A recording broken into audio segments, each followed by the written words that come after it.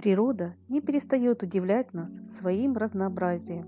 Сколько же в ней необычных и красивых растений, среди которых есть совершенно неприхотливые многолетники. Сегодня я хочу рассказать об интересных и малознакомых почвопокровниках, которые можно отнести к малоуходным и декоративным в длительный период.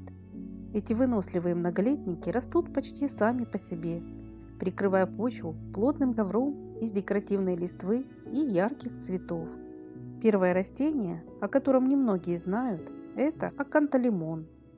В его роду насчитывается примерно 200 видов, среди которых есть немало декоративных растений. Они отличаются размерами дернины, формой, окраской цветов и листвы.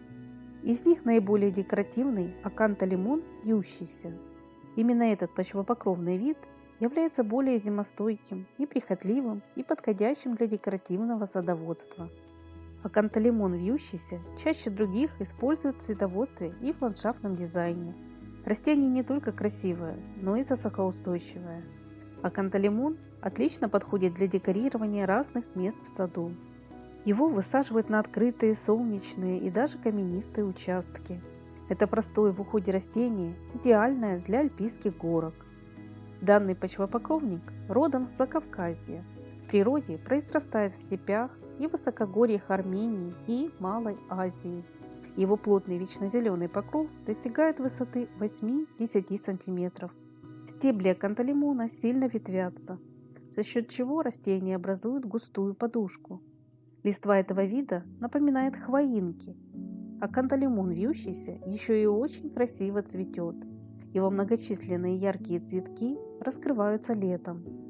Этот почвопокровник хорошо приспосабливает к разным климатическим условиям и совершенно не требователен в уходе.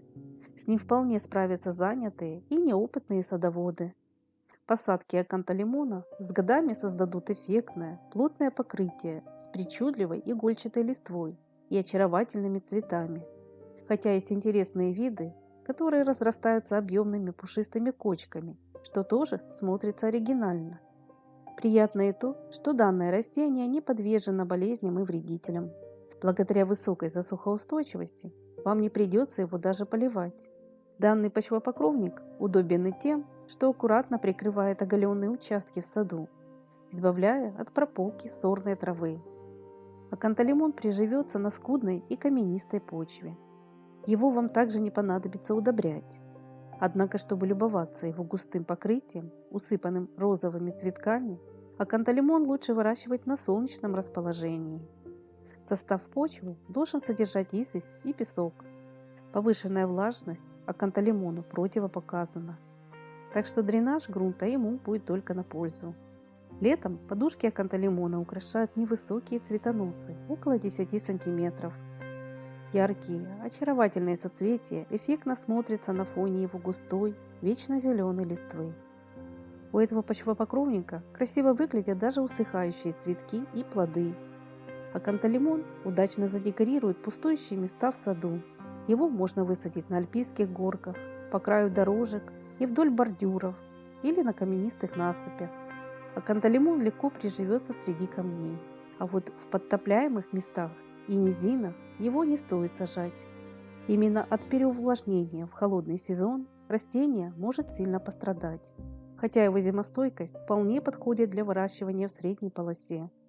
Аканталимон – это не только красивое растение для солнечных мест, но и довольно простое в уходе. Еще один интересный и неприхотливый многолетник – это камнеломка.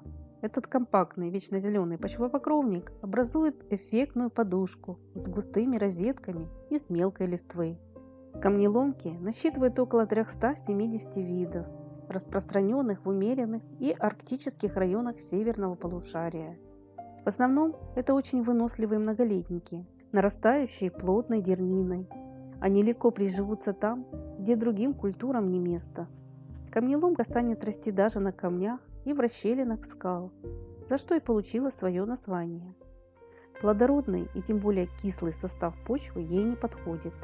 Этот почвопокровник предпочитает дренированный грунт с нейтральной или приближенной к щелочной pH. Листья камнеломок мясистые и вечно зеленые.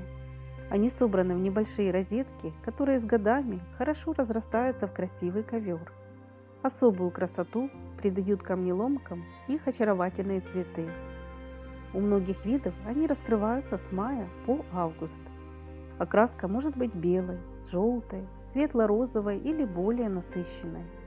Плотное покрытие цветущей камнеломки – это незабываемое зрелище. Такие многолетники отлично украсят солнечные участки в саду. Хотя есть виды, как, например, камнеломка теневая, которые хорошо растут в тенистых местах. Подобные засухоустойчивые растения подходят для оформления каменистых садов и альпийских горок. Их также выращивают в контейнерах.